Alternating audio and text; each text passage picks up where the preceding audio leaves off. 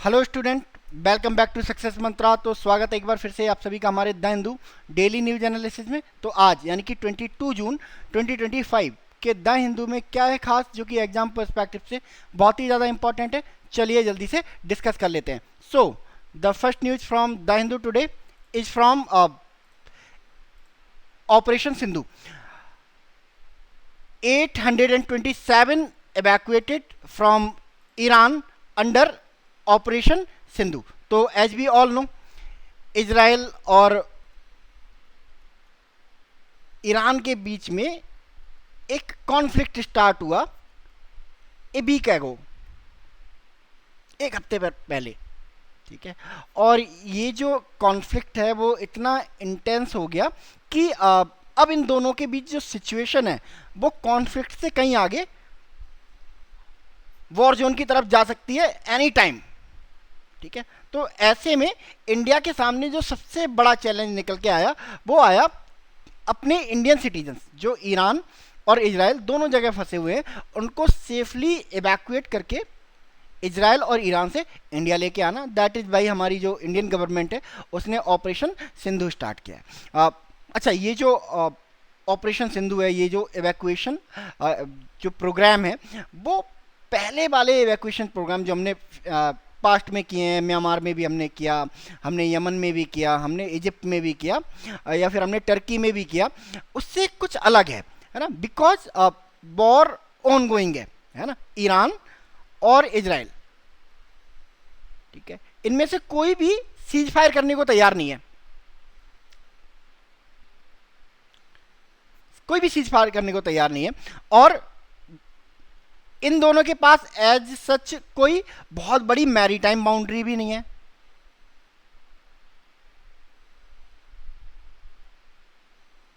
ठीक है, छोटी छोटी मैरीटाइम बाउंड्री है ना। ईरान के पास भी है ना, जो अरेबियन सी आपने देखा होगा, Persian gulf, gulf of Oman. Israel के पास भी एक मैरीटाइम बाउंड्री है ना, इन मेडिटेरेनियन सी, है ना, मेडिटेरेनियन सी। अब मेडिटेरेनियन सी के थ्रू इजराइल से अपने सिटीजन्स को रेस्क्यू करके लाना, तो इसमें थोड़ा रिस्क है। रिस्क किसका है? एक तो आपके हुती रेबल्स,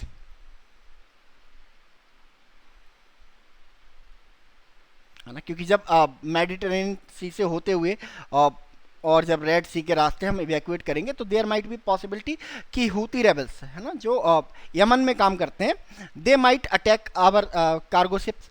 इसके अलावा पायरेट्स का भी बहुत ज़्यादा खतरा है, जो सोमालियन पायरेट्स हैं उनका भी एक खतरा है। और अगर ईरान में इस पर्शियन गल्फ के थ्रू हम रेस्क्यू करने की कोशिश करते हैं, है ना, तो बॉम्बिंग हो रही है, मिसाइलें आ रही हैं, है ना, ऐसे में हो सकता है कि पोर्ट पे ही इजराइल बॉम्बिंग कर दे, तो यहाँ से भी अपने लोगों को इवैक्यूएट करना बहुत ज़्यादा सेफ नहीं होगा। दैट इज़ वाई हमारी गवर्नमेंट ने प्लान बनाया अंडर ऑपरेशन सिंधु कि हम एक ऑपरेशन लॉन्च कर रहे हैं, ऑपरेशन सिंधु। और इसके तहत प्लान ये है कि जो ईरान में रहने वाले सिटीजन्स हैं वो जो नियर बाई फ्रेंडली कंट्रीज हैं इंडिया के, ईरान के, लाइक अर्मेनिया और तुर्कमेनिस्तान, यहां पर पहुंच जाएं और हम यहां से क्या कर लेंगे, आपको एयरलिफ्ट कर लेंगे। तो प्लान ये बनाया गया ईरान के लिए। और इजराइल के लिए भी सेम,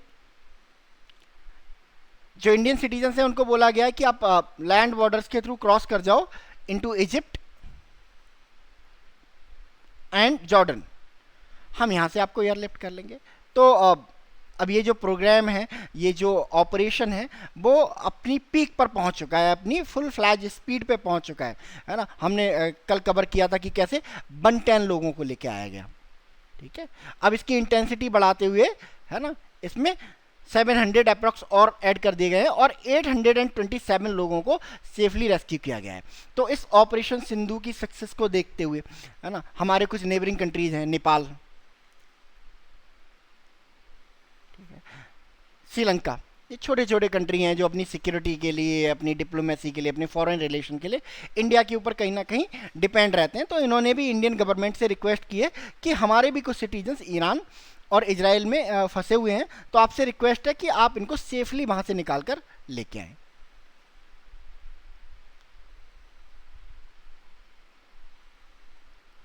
ईरान और इजराइल से सेफली निकाल के लाएं। ना। अभी 827 लोगों को ही हमने रेस्क्यू किया है, जबकि अप्रॉक्स है ना जो गवर्नमेंट ऑफ इंडिया का जो डेटा है उसके अकॉर्डिंग हमें टोटल 35 के लोगों को, जिनमें से 10,000 आपके ईरान में है और 25,000 आपके इजराइल में है ना, रेस्क्यू करना है। तो बहुत बहुत बड़ा मिशन है और बहुत चैलेंजिंग मिशन भी होने वाला है, ठीक है। बट और ऊपर से फिर इसमें नेपाल और आपके श्रीलंका के सिटीजन्स को जोड़ दें तो ये और भी चैलेंजिंग हो जाता है, ठीक है। हालांकि जो इंडियन गवर्नमेंट है उन्होंने इस रिक्वेस्ट को एक्सेप्ट कर लिया है कि हम सेफली लेके आएंगे आपके सिटीजन्स को। इस पर जो नेपाल के जो फॉरेन मिनिस्टर हैं आरजू देवा, इन्होंने थैंक किया है इंडियन गवर्नमेंट को। Nepal foreign minister Arzu Deuba thank government of India for evacuating some of their nationals from Iran. इसके अलावा श्रीलंका के जो फॉरेन मिनिस्टर हैं उन्होंने भी थैंक यू बोला है इंडिया को। Sri Lanka foreign minister also expressed sincere gratitude to India for evacuating Sri Lankan nationals alongside Indian citizens. This act of solidarity exemplifies the strong and enduring partnership between Sri Lanka and India and deeply appreciated by the people of Sri Lanka, said the Ministry of Foreign Affairs, है ना। इसके अलावा श्रीलंका ने बोला है कि India ऐसे time पे हमेशा हमारे साथ खड़ा रहता है, तो इंडिया हमारा एक ऑल वेदर फ्रेंड है ना। तो इस तरह से इंडिया ना सिर्फ खुद के सिटीजन्स को सेव कर रहा है, दूसरे कंट्रीज के जो सिटीजन्स हैं उनको भी सेव करने की कोशिश कर रहा है और हमारे नेबरिंग कंट्रीज के साथ अपनी जो गुडविल है उसको और स्ट्रॉन्ग करने की कोशिश कर रहा है। कमेंट सेक्शन में आप बताएंगे जो श्रीलंका है उसकी कैपिटल क्या है, जल्दी फटाफट आंसर दीजिए, श्रीलंका की कैपिटल क्या है। चलिए नेक्स्ट न्यूज की तरफ मूव करते हैं। नेक्स्ट आर्टिकल है जो द हिंदू में आज आया है, how will Israel Iran conflict impact India. तो इजराइल ईरान कॉन्फ्लिक्ट जो चल रहा है इसका इंडिया पे क्या इम्पैक्ट पड़ने वाला है, इसी को डिस्कस किया गया है और पूरे आर्टिकल को क्वेश्चंस में बांट दिया गया है। जैसे पहला क्वेश्चन है, how has the India reacted to the conflict, है ना। What about Indian caught in the conflict, ठीक है। Apart from loss in remittance, what at stake for India economically. जो फोर्थ क्वेश्चन है, what are the geopolitical impact और of the conflict for New Delhi to worry about. तो इस तरह से चार क्वेश्चंस के माध्यम से मीडियम से पूरे इजराइल और ईरान कॉन्फ्लिक्ट को समअप करने की कोशिश की गई है इंडिया के पर्सपेक्टिव में। तो पहला क्वेश्चन यहाँ पे रेज किया गया है कि भाई अब इंडिया ने इस कॉन्फ्लिक्ट पर कैसे रिएक्ट किया है, ठीक है। तो इंडिया का रिएक्शन क्या था ईरान और इजराइल कॉन्फ्लिक्ट पर।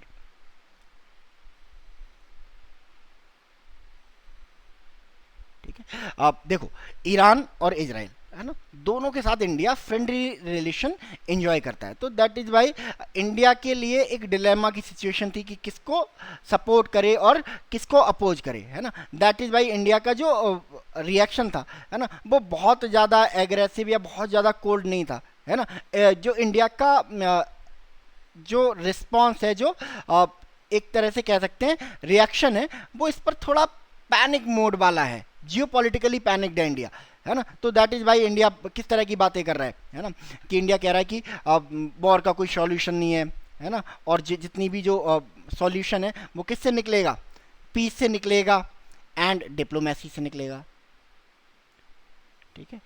ईरान के जो प्राइम मिनिस्टर हैं उन्होंने भी हमारे प्राइम मिनिस्टर को फ़ोन किया और ब्रीफ किया अबाउट द सिचुएशन, है ना। ईरान के जो फॉरेन मिनिस्टर हैं उनकी भी हमारे जयशंकर से, जो हमारे फॉरेन मिनिस्टर हैं एस जयशंकर सर, उनसे बातचीत होती है ना, और वो भी ब्रीफ करते हैं ईरान की सिचुएशन पर, ईरान का जो अपर हैंड है इजराइल के ऊपर, जो नेगेटिव हैंड है इजराइल के ऊपर, उस पर ब्रीफ करते हैं। और दोनों ही एंड से, है ना, इंडिया में चाहे प्राइम मिनिस्टर लेवल हो या फिर फॉरेन मिनिस्ट्री का, मिनिस्ट्री ऑफ एक्सटर्नल अफेयर्स का लेवल हो, दोनों पे ये बोला जाता है दोनों कंट्रीज को कि आप सीज फायर की कोशिश करें, आप पीस लाने की कोशिश करें और जो भी इशू है ना उनको डिप्लोमेटिकली रिजॉल्व करने की कोशिश करें आप, ठीक है। तो पहला रिएक्शन इंडियन गवर्नमेंट का ये रहा है, ठीक है। अच्छा, सेकंड क्वेश्चन जो इस आर्टिकल में दिया हुआ है,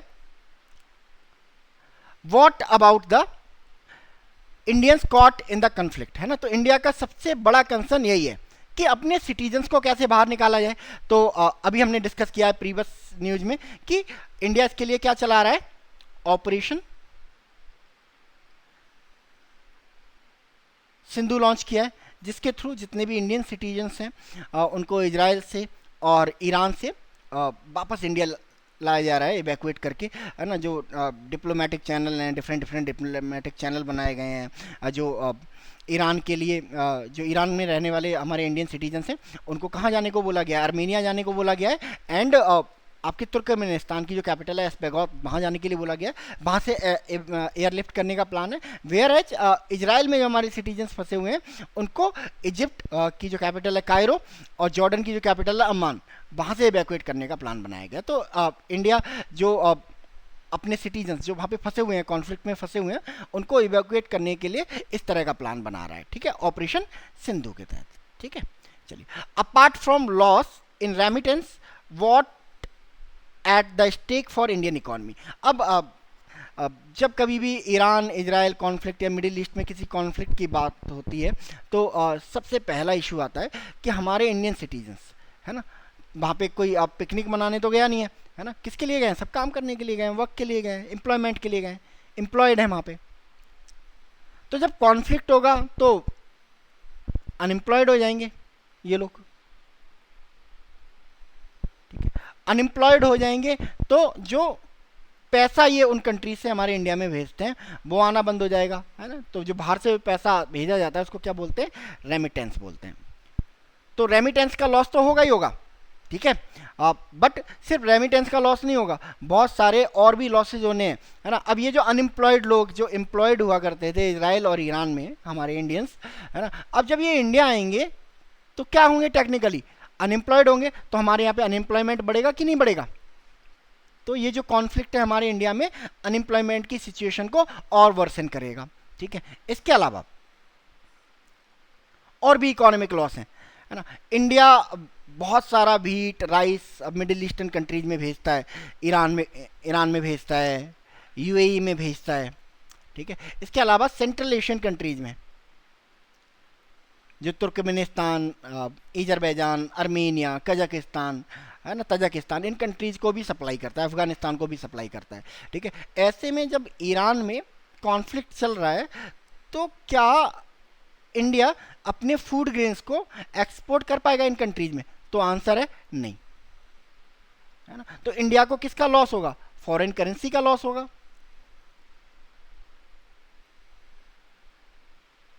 फॉरेन करेंसी का लॉस होगा, ठीक है। इसके अलावा फॉरेन करेंसी में का तो लॉस होगा ही होगा इंडिया को।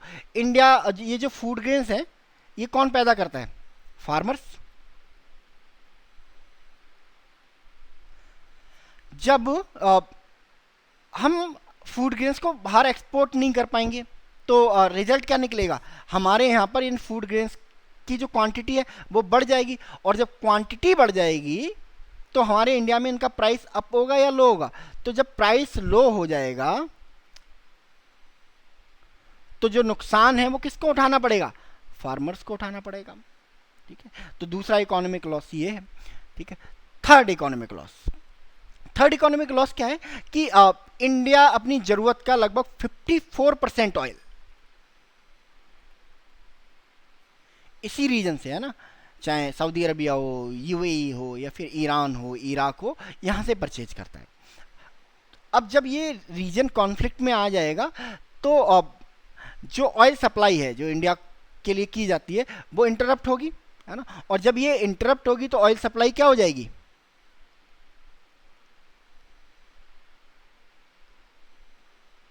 डिक्रीज कर जाएगी कि नहीं कर जाएगी। और जब ऑयल सप्लाई डिक्रीज कर जाएगी तो ऑयल के प्राइसेस क्या होंगे, बढ़ेंगे,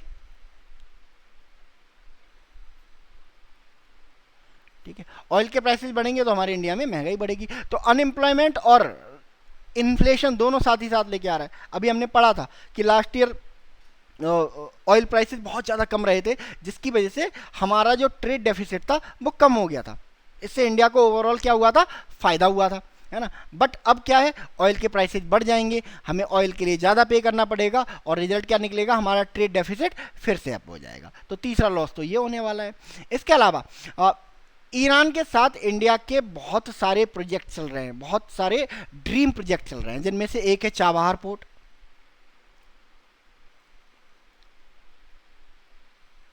चाबहार पोर्ट इंडिया का एक ड्रीम प्रोजेक्ट है। इसके थ्रू इंडिया क्या करना चाहता है, रीच आउट करना चाहता है, कहाँ पे, सेंट्रल एशियन कंट्रीज में और मिडिल ईस्टर्न कंट्रीज में। देखिए हम मैप की मदद से समझते हैं इसको, है ना। ये मैप है और यहाँ पे कहीं पे चाबहार है, ठीक है।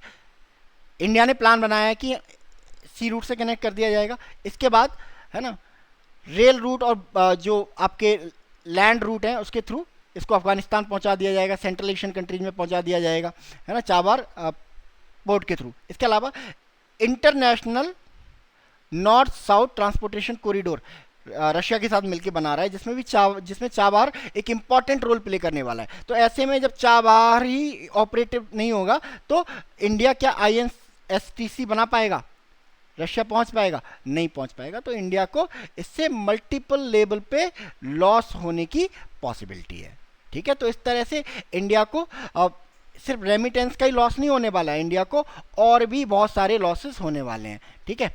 चलिए लास्ट क्वेश्चन जो है इस कॉन्फ्लिक्ट के बारे में, what are the geopolitical impact of the conflict for the New Delhi to worry about, ठीक है। अब इस कॉन्फ्लिक्ट के जो इम्पैक्ट हैं, है ना, वो इंडिया पर अब थ्रू आउट द ईयर, है ना, या फिर बहुत सारे ईयर्स के लिए, है ना, कई सालों के लिए पड़ने वाले हैं, है ना। फॉर एग्जाम्पल जैसे SCO, संघाई कोऑपरेशन ऑर्गेनाइजेशन, है ना, इसकी मीटिंग होने वाली है सर चाइना में, और ईरान और इंडिया दोनों ही इसके मेंबर हैं। ईरान के साथ ईरान के जो मेन अलाय हैं चाइना और रशिया, ये भी इस SCO का पार्ट है। तो इस साल की जो SCO मीटिंग है इसमें there might be possibility, not possibility, ये श्योरिटी है कि इजराइल के ऊपर एक रेजोल्यूशन लाया जाएगा, है ना।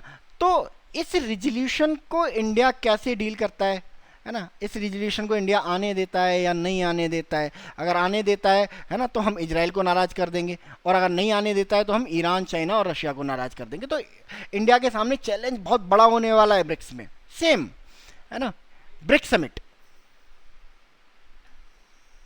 Brazil, Russia, India, China and South Africa. अब यहाँ पे क्या होने वाला है, यहाँ पे भी रशिया और चाइना दोनों हैं और ईरान भी इस ग्रुप का मेंबर है। सेम सिचुएशन यहाँ पर अराइज होने वाली है, ठीक है। इसके अलावा United nation security council, United nation general assembly, multiple front पे, है ना, इंडिया को डिप्लोमेटिक चैलेंजेस का सामना करना पड़ सकता है, सामना करना पड़ेगा ही पड़ेगा, है ना। तो ये इंडिया के सामने चैलेंजेस हैं ड्यू टू द इजराइल और ईरान कॉन्फ्लिक्ट, ठीक है। चलिए नेक्स्ट, चलिए मैपिंग देख लेते हैं थोड़ा सा, है ना। ये मिडिल ईस्ट का मैप है, ठीक है, और चाबहार यहाँ पे है कहीं, है ना, चाबहार, ठीक है। इसके अलावा ये जो अटैकिंग एरिया है खास करके इजराइल और USA इफ्सान को टारगेट कर रहे हैं, तेहरान को टारगेट कर रहे हैं, ठीक है, यजद को टारगेट कर रहे हैं। यहाँ पे कॉम है ना, कॉम नाम का एक शहर है, उसको भी टारगेट किया जा रहा है, ठीक है। तो ये कॉन्फ्लिक्टिव जोन है। ये आपका इजराइल रहा, है ना। ईरान की कैपिटल तेहरान और इजराइल की कैपिटल जेरूसलम। इजराइल की करेंसी क्या है, शेकेल है, वेयर एज ईरान की कैपिटल क्या है, ईरान की करेंसी रियाल, ठीक है। और यहाँ पे क्या है, स्ट्रेट ऑफ हॉर्मुज है, स्ट्रेट ऑफ हॉर्मुज हमने कल भी डिस्कस किया था, इसलिए बहुत ज़्यादा डिस्कस नहीं करेंगे हम इसको, है ना। ये बस रिवीजन है आपके लिए। यहाँ पे आपको क्या मिलेगा, बॉब एल मैंडेब मिलेगा, ये भी एक स्ट्रेट है, ठीक है। चलिए नेक्स्ट न्यूज की तरफ मूव करते हैं।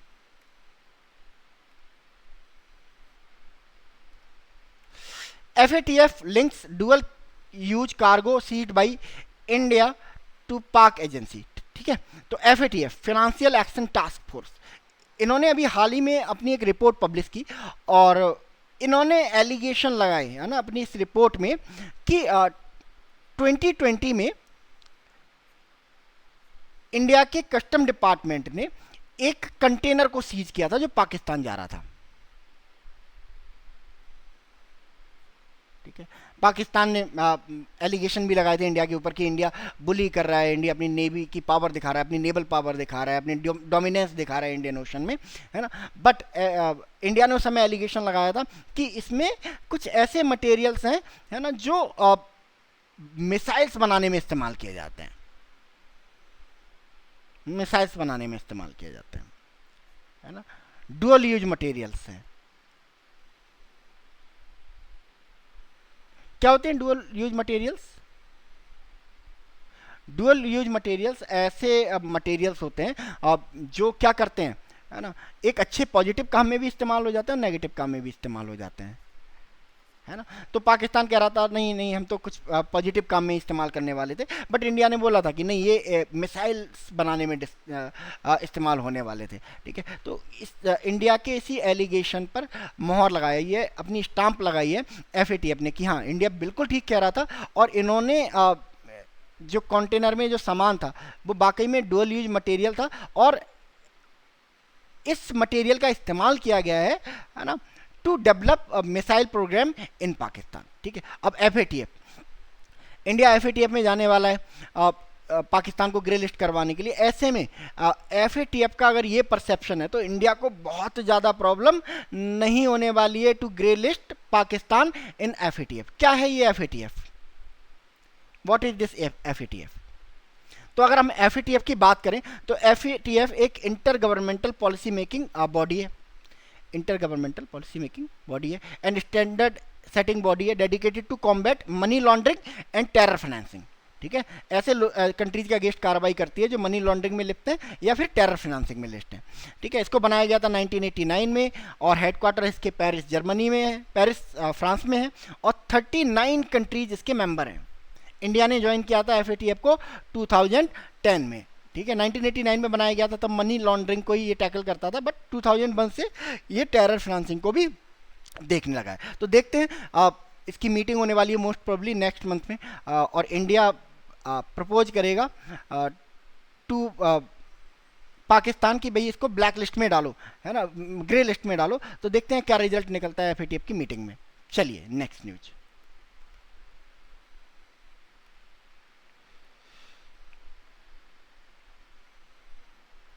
चलिए next news, Pakistan nominate Trump for 2026 Nobel peace prize, है ना। तो अभी पाकिस्तान के जो फील्ड मार्शल हैं, army chief Asim Munir visit पे गए थे USA की, इन्हें बुलाया था डोनाल्ड ट्रंप ने कि आओ डिनर करते हैं साथ में, है ना। और उसके बाद डिनर के बाद एक प्रेस कॉन्फ्रेंस हुई जिसमें आसिम मुनीर ने कहा कि मैं पर्सनली चाहता हूं कि डोनाल्ड ट्रंप को नोबेल पीस प्राइज मिले बिकॉज इंडिया पाकिस्तान कन्फ्लिक्ट को रुकवाने में इन्होंने एक इम्पॉर्टेंट रोल प्ले किया है।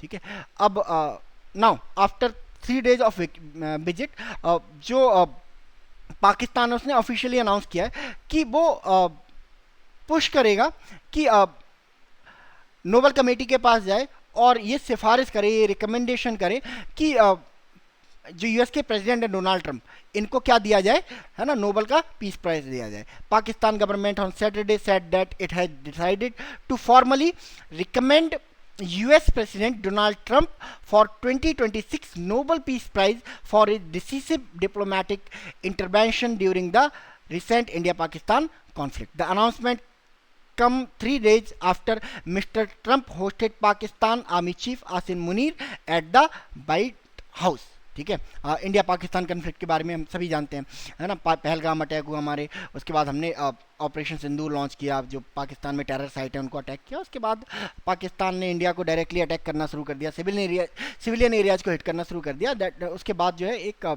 इंडिया पाकिस्तान के बीच में एक कॉन्फ्लिक्ट स्टार्ट हो गया, है ना। इसी कॉन्फ्लिक्ट को डोनाल्ड ट्रंप ने क्लेम किया था कि हमने रुकवाया है ना, मैंने रुकवाया है, बट इंडिया कॉन्टिन्यूसली इसको डिनाई करते हुए आ रहा है कि डोनाल्ड ट्रंप का इसमें कोई रोल नहीं था, है ना। बट पाकिस्तान डोनाल्ड ट्रंप को प्लीज करने के लिए ऐसा बोल रहा है कि भाई, है ना, इन्होंने ही कॉन्फ्लिक्ट को रुकवाया था, इन्हें तो बस पैसे चाहिए, है ना, कहीं से भी पैसे मिल जाएं ये कुछ भी कर देंगे, है ना। तो बस अब इन्हें लोन चाहिए, कहीं कहीं ना कहीं से वो यूएसए दिलवा सकता है, चाइना ने मना कर दिया पैसे देने से, दैट इज़ भाई अब ये ट्रंप ट्रंप कर रहे हैं, ठीक है।